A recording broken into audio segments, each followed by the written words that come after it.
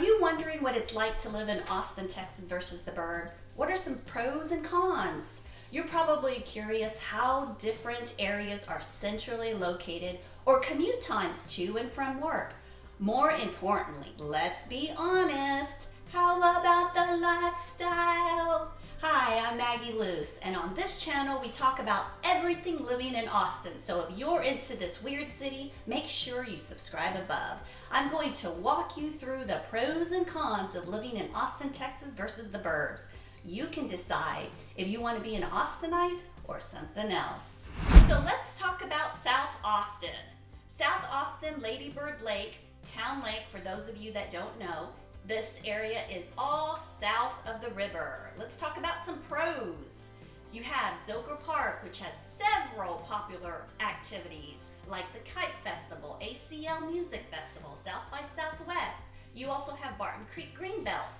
Downtown is fairly close, which means the commute to work is tolerable. If you're a college student, UT and St. Edward's universities are close by. You're centrally located to a lifestyle close to downtown 6th Street, bars, nightclubs, food, and restaurants. Let's talk about some of the cons. If you'd rather be farther away from the hustle and bustle, then keep on looking at other areas. Average price for a house is $405,000 and high taxes. Now that we've talked about a south area of Austin, let's talk about a northern suburb. Pflugerville is known for being stuck between a rock and a weird place. Get it? Round Rock and Austin. People who live in Pflugerville are called Pflugervillians. Some of the pros are Lake Pflugerville, Pfluger Park, Stony Creek Park, Typhoon Texas Outdoor Water Park. Spirit of Texas Distillery is Pflugerville's original distillery. Average price of a house is $273,000. Some of the cons are high taxes, traffic. If you work or play in Austin, be prepared to drive 40 minutes to an hour. So now we're going to talk about another area in Austin called Silicon Hills. Silicon Hills is the nickname for the cluster of high-tech companies in the Austin metro area. You have 3M, Apple, IBM, and National Instruments, to name a few. Some of the pros: you've got pretty views of the hilly terrain, and the 360 bridge are located west side of Austin.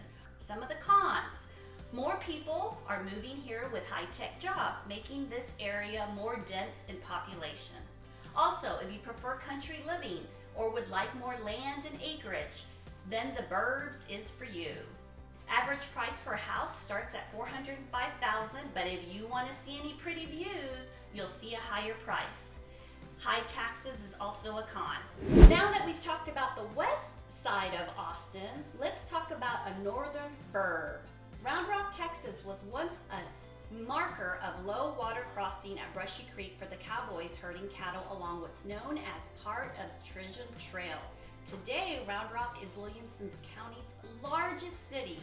In recent months, Round Rock has been called the coolest suburb in America, clocked in among the country's fastest growing cities, and declared one of the best places to live. Can you tell I love this city? I suppose I'm a little biased since this city is my home.